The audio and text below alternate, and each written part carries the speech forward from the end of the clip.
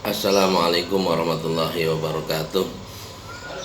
Alhamdulillah wassalatu wassalamu ala rasulillah wa ba'du. Pada kesempatan kali ini saya ingin merefleksi apa yang sudah dijelaskan oleh Bapak Dr. Syihabuddin Said dalam workshop pekerti yang diselenggarakan oleh Untirta dan UPG di tanggal 13 sampai 19 Juli 2021. Dalam workshop kali ini beliau memberikan satu teori yang berkaitan dengan teori belajar dan motivasi.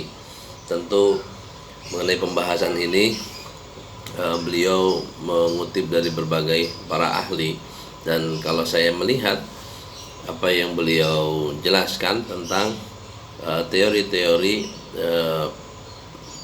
filsafat, ya, dipengaruhi oleh teori-teori filsafat. Kemudian mengenai teori pendidikannya, beliau mengambil dari taksonomi Bloom, ya, kognitif, afektif, dan psikomotorik yang terkenal itu. Dan sejak saya kuliah dulu juga teori ini cukup digandrungi, ya, oleh para mahasiswa dan dosen mengenai teori-teori pembelajaran atau teori-teori pendidikan, pembelajaran ya terutama. Selanjutnya berkaitan dengan teori secara umum. Teori itu analisis hubungan antara fakta yang satu dengan fakta yang lain pada sekumpulan fakta-fakta yang disusun secara sistematis, logis rasional,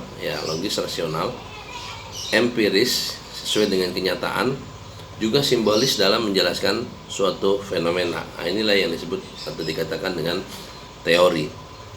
Selanjutnya, belajar merupakan aktivitas sadar dan menetap yang dilakukan oleh manusia sebagai individu, ya, tentu manusia sebagai individu dalam berinteraksi dengan lingkungannya yang mengakibatkan perubahan perilaku meliputi perubahan sikap, perubahan pengetahuan, dan keterampilan. Nah, ini sampai di sini berarti ini yang perlu diungkapkan oleh Bloom, ya. Teori Bloom. Ciri dari individu yang telah mengalami proses belajar adalah adanya perubahan perilaku yang lebih baik dan relatif menetap, ya, akibat interaksi aktif individu tersebut dengan lingkungannya. Makanya sangat disayangkan jika orang yang pernah belajar dalam masyarakat, mereka termasuk yang troublemaker misalnya. Nah, ini tentu harus dievaluasi kembali selama ini, ya, pendidikan yang telah dirancang, didesain sedemikian rupa, apakah berhasil atau justru gagal. Makanya wajar jika juga para praktisi pendidikan mereka dengan lantang mengatakan pendidikan kita telah gagal karena tidak mampu membuat manusia seperti yang disebutkan dalam tujuan undang-undang dasar kita, tujuan pendidikan nasional, ya, menjadi manusia beriman dan bertakwa. Adapun mengenai motivasi adalah sebuah dorongan, ya. Motivasi itu sebuah dorongan, hasrat ataupun minat yang begitu besar di dalam diri seseorang untuk mencapai suatu keinginan, cita-cita, dan tujuan tertentu. Adanya motivasi akan membuat individu berusaha sekuat tenaga untuk mencapai yang diinginkannya. Seperti dalam banyak ilustrasi-ilustrasi, ya, seberapa besar usaha seseorang itu kan tergantung kepada seberapa besar motivasi, ya, yang dia miliki. Maka hasilnya pun akan terlihat sesuai dengan kadar tingkat motivasinya masing-masing. Selanjutnya kita masuk kepada teori belajar. Ya, teori belajar adalah teori yang pragmatif dan afektif teori dengan sifat demikian ini hampir dipastikan tidak pernah mempunyai sifat ekstrim. Maksudnya, tidak ada teori belajar yang secara ekstrim memperhatikan aspek mahasiswa saja.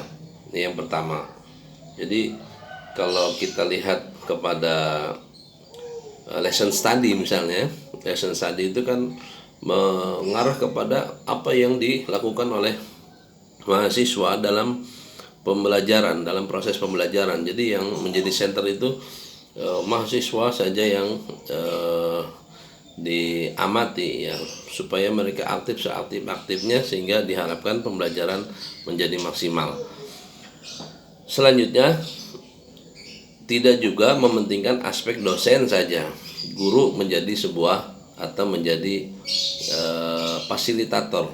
Guru terus yang disoroti ya, guru terus yang diberikan dorongan-dorongan supaya mampu membuat sebuah pembelajaran menjadi maksimal.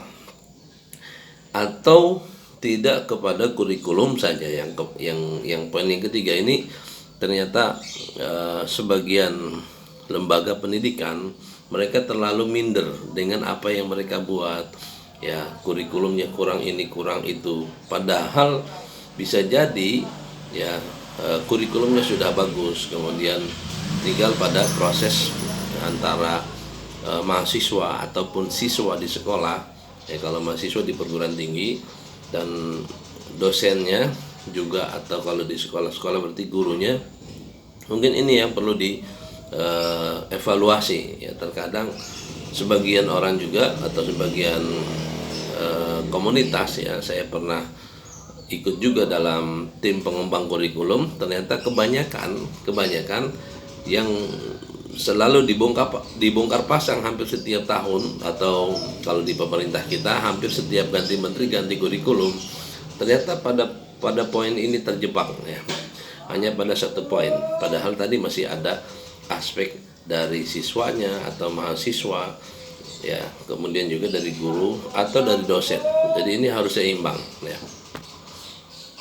Selanjutnya mengenai teori belajar, menurut para ahli dalam hal ini Pak Dr. Syihabuddin memberikan satu ilustrasi, memberikan satu analogi ya, dengan sebuah istilah madhab ya, yang dikenal dalam madhab fikih. Misalnya dapat imam madhab misalnya yang pertama madhab Abu Hanifah ya, atau Hanafi, kemudian madhab Maliki, madhab Syafi'i, kemudian madhab Hambali yang terkenal itu ya, sampai akhirnya dalam satu teori pembelajaran ini atau teori belajar, beliau memberikan istilah atau nama lain dengan pendekatan menyebutkan madhab tadi.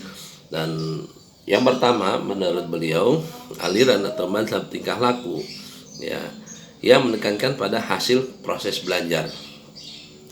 Dan yang kedua, aliran madhab kognitif menekankan pada proses belajarnya. Kemudian yang ketiganya, aliran madhab humanistik yang menekankan isi apa yang dipelajari. Dan yang keempat adalah aliran madhab konstruktivisme, yang terakhir madhab cybernetik ya, menekankan pada sistem informasi yang dipelajari ya. Seperti apa 5 madhab tersebut ya, secara ringkas mari kita simak selanjutnya.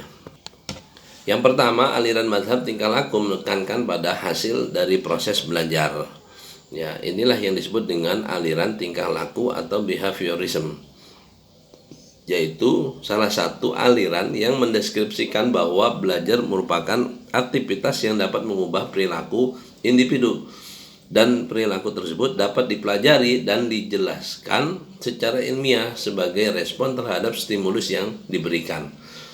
Tokoh-tokoh dalam teori belajar ini ada Thorndike, Watson, Clark, Hall, Edwin Guthrie, kemudian Burhus, Frederick, dan Frederick Skinner.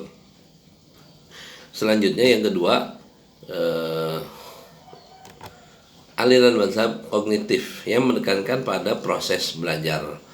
Aliran kognitif ini atau teori belajar kognitif merupakan salah satu aliran yang mendeskripsikan bahwa belajar merupakan proses berpikir di balik tingkah laku yang terjadi atau perubahan persepsi dan pemahaman. Nah, menurut teori ini, setiap orang telah mempunyai pengalaman dan pengetahuan dalam dirinya yang tertata dalam bentuk struktur kognitif, kecerdasan pemahaman. Tokoh-tokoh dalam teori ini Jan Vierse, David Ausubel,